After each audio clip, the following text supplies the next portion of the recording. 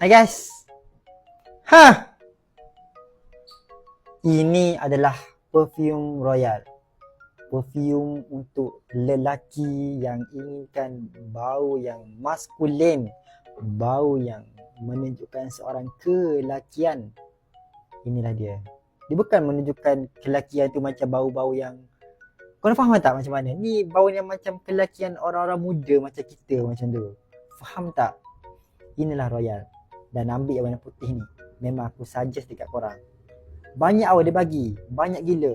Dengan harga pun murah gila guys. Nak cari perfume macam ni, design macam ni, bau yang macam ni, 100 lebih.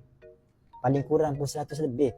Tapi Royal ni, dia keluarkan dengan harga yang sangat murah bagi aku. Baik korang tekan sekarang beg kuning aku sebelum nanti dia naikkan harga menjadi 100 lebih.